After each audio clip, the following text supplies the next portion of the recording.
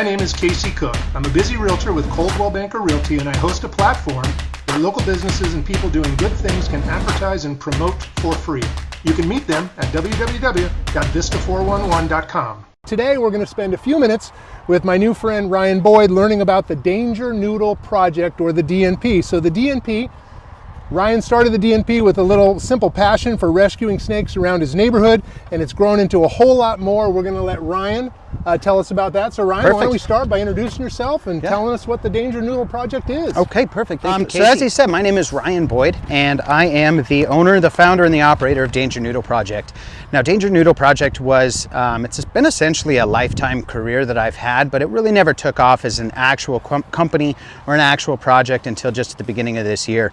Growing up in Colorado, my entire purpose in life and my entire passion in life was out rescuing snakes, catching snakes, bringing them home, and really getting in trouble with catching snakes. And throughout my entire time living here in Southern California, I came out and I started getting a lot of phone calls and about rescuing rattlesnakes and about rescuing snakes that are in people's houses, and people get scared and people get freaked out, and you need somebody to come and help them. Sure. And I started doing that as a volunteer. I started doing it with volunteering with the Snake Wranglers, run by Bruce Ireland, who's a phenomenal human being. And as I continued to progress through that, I realized that my passion and my substance was working within conservation, and conservation with reptiles, with all animals for that matter. But really where it started, this Danger Noodle Project, was saying, hey, I didn't have to sit down and crunch numbers and do the corporate job. I could come out and I could do conservation in my own way of doing things, but also by educating people and by teaching people and helping these spectacular animals that we have here that they call home just as much as we do. Now, I did bring a couple of them that I do want to share. Obviously, living in Southern California and in San Diego County, there's a few snakes that we're probably going to encounter, and there's some animals here that definitely have a conservation priority, things that we need to focus on, particularly because they are something that, you know, if we don't act now and if we don't do something about it, we are going to be losing these species. Now, the first one that I want to introduce to everybody is one of the most common, and it is one of the most friendly snakes that we could have, but they can be a little bit deceiving when we see them right off the bat. You see it in your garage, you see it in your backyard, and that would be my friend Eddie. Now, Eddie is my oldest ambassador in the pet world. This here is a California king snake. California king snake. California king snake. Now, this guy, he's about 17 years old. He's taught more classes with me than any other snake that I have. He's an experienced instructor. He's very calm, and he's a lot more comfortable outside of the enclosure than he is inside of the enclosure. Sure. Now, one of the most spectacular things about these guys is that they have a special enzyme in their blood. And this enzyme actually makes them immune to rattlesnake bites. So when you see this, the rattlesnake will come and bite him. That venom will try to flow through him, but it's not going to affect him the same. Okay. At which point in time, he's going to turn around and he'll eat that rattlesnake that's just bit him. So when we see these snakes, if we're wanting to keep mice populations down, we're trying to keep the rat populations down, and even controlling the rattlesnakes, this is one of the most important snakes that we can have. Now, I have encountered plenty of homeowners who, in their own opinions, they're not a big fan of snakes, and they don't like them. I live in Buena Creek, and I see king snakes in the yard. So this is pretty common, right? Where we live, common. Right? Okay. It's a very common snake. It's a very friendly snake. It's definitely one of the only things that a rattlesnake is afraid of. And I think where it really triggers me is I've heard people who don't like snakes, who don't know about snakes. They're not familiar with them. Their first thing and their first instinct is to just go cut its head off, kill it and be done with it, throw the body away, bury the body, or whatever it can be done. However, by doing that, we are disrupting the ecosystem, and one of the most important things that we have in being able to maintain a balance and homeostasis within the actual environment itself. So this is Eddie. Now, is this a predator to rattlesnakes, or is it only if a rattlesnake comes and threatens it? So he's basically going to be a predator to anything that's small enough for him to eat. He will stalk down a rattlesnake if he sees a rattlesnake. He'll actually go out throughout the nighttime, follow them, and grab them up. So they are definitely opportunistic eaters. He'll eat when he has the opportunity to do so, and that's one of the things that is nice, especially if they're in their yard, because as an opportunistic hunter and he's in your yard, he's looking for food all the time. He's waiting for that opportunity. Color and pattern of them? Yeah, so the most common color you're going to see is this brown and cream stripes that run down his back. Sure. Now there are a couple others when it comes to color variations. Sometimes you'll see black and white. If we move to different locations of California, you'll get some red in there as well. But the other kind that we'll find out here in San Diego is instead of having all of these stripes going down his back, he'll have one solid stripe that runs down the length of his body. Okay. Now these snakes very docile.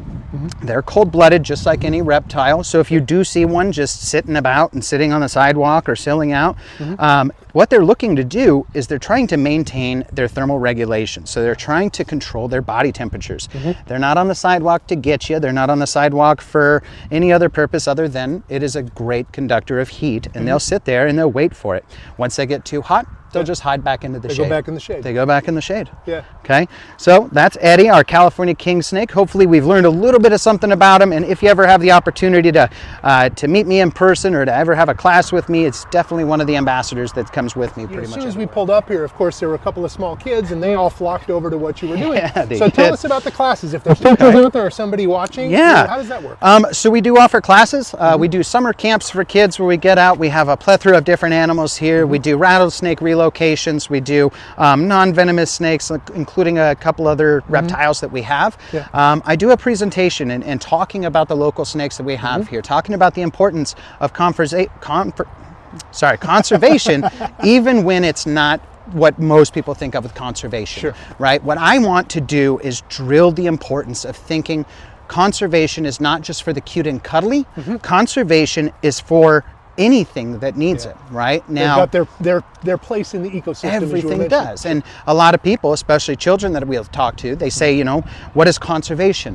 What animals do we think of? Well, we think of the panda bears, we think of rhinos, we think of giraffes and elephants, and we think of these big, cute, famous, and cuddly things. But one of the least things that anybody has ever said when I've asked that, and it's actually nobody's ever answered it, is what about the Crotalus ruber, the red diamondback rattlesnake?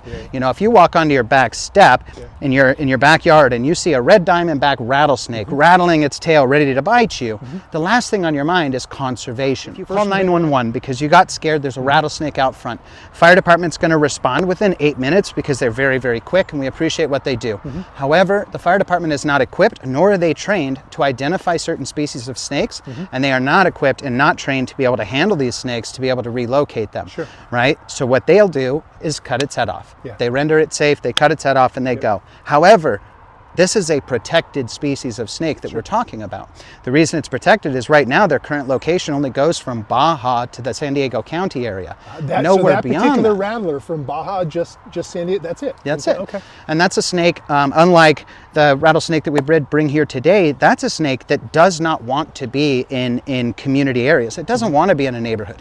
It wants to stay on the side of the mountain. It wants to tuck itself into the rocks. It wants to be in its natural environment. So as we as human beings continue to encroach upon their property and continue to build in their areas, they are going to find themselves out. And if we continue to kill them because we've seen them, not because they've chased us or anything, but we're just killing them because they're there, well, there's better ways that we can do this. And if we can start with educating the population and educating that there are other ways. And even if that means going to the fire department, from local fire departments, going back and forth and teaching them, but being able to provide the essential tools that are necessary for the fire departments. A snake hook, right? Snake hook should be the #1 tool that any snake wrangler uses, along with a pair of snake tongs, okay? Between the hook, the tongs, and the bucket, these are the 3 things that any solid snake wrangler is going to need to be able to safely relocate a venomous species. And if we can teach people about this, like the fire departments, homeowners, or anybody like that, then we can actually start to make a difference and start to paint a different outlook on a rattlesnake. Got it. Okay. So wrapping that up kind of with the education. So if somebody wants to book you, right, they'd go to the website, thedangernoodleproject.com. Yep. Of course, all of your contact information there. So then the camp or the class, it would be based on educating them about the species, about conservation, as you mentioned, kind of all aspects of the species. So each one of the summer camps will have up to 20 kids. We come out here, actually, to this park here in Calavera Mountain. We do a lot of day hikes. We're going out looking for snakes. We're herping, as they would call it. It's herpetology, and when you're out looking looking for the reptiles, it's herping. So we're out there, we're looking for snakes, we're flipping boards, we're seeing what reptiles we can find. We come back here, we have one of our ambassadors, be it Eddie or a couple of the others that I'll introduce to you here in a second. Each day is dedicated to a specific animal, and each day we provide enough attention to this animal and enough educational material to the kids that are here, even the parents that decide to show up. They absorb it and they love it. And what we've seen is by getting people who are afraid, getting them around it to see that there's no reason to be afraid. Now spreading the word. Correct. About conservation, about not being afraid of them. So then we get a lot of people who do kind of freak out, and Danger Noodle Project would really insinuate that, okay, well, these people work with just snakes.